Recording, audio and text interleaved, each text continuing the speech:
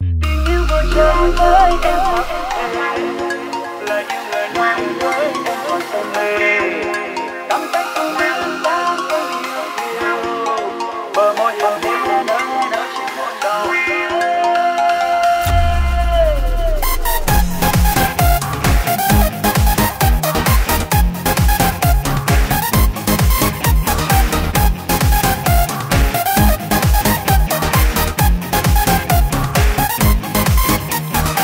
Nhịp bước trên hè phố rộn ràng, hoa thắm hương mùa xuân dịu dàng.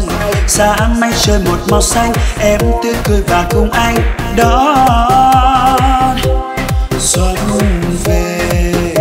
Giọt sương mai lòng lanh thế, lòng mãi bâng khuâng vai kề. Trong nắng xuân mơ eo hoa rực rỡ lùm mềm, là dáng em đó hãy nàng tin ngoặt thêm. Em nghe xuân lời tơ vương, anh nghe em lời yêu thương ngây lòng. Mình vui lên đi em hỡi, anh yêu em trọn đời. Mùa xuân là tiếng hát em bên anh, mùa xuân là những ước mơ ngày dài. Mùa xuân hồng thắm má em hoa đào, mùa xuân là ánh mắt ai vừa trao. Tình yêu vừa chân với em thật thề, là yêu người nói với em còn say mê. Cầm tay cô bước sang em yêu kiều, bờ môi hàm tiếu hé nở chiếc hôn đầu tiên.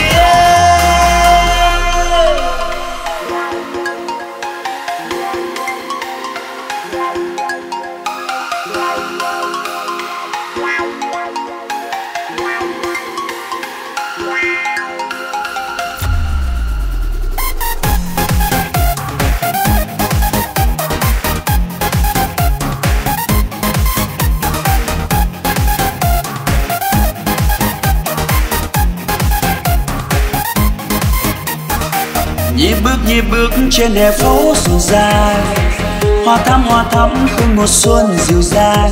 Sáng mây trời một màu xanh, em tươi cười và cùng anh đó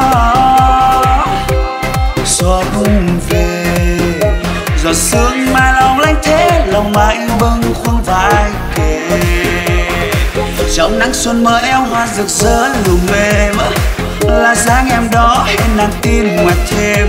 Em nghe xuân lời tơ vương, anh nghe em lời yêu thương ngây lòng. Mình vui lên đi em hỡi, anh yêu em trọn đời.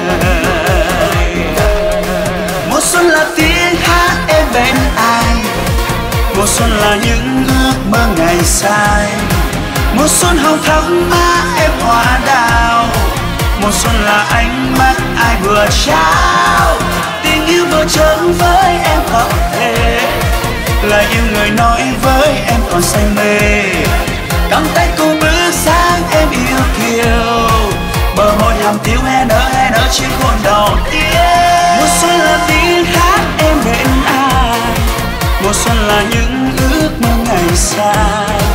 Mùa xuân hồng thắm má em hoa đào, mùa xuân là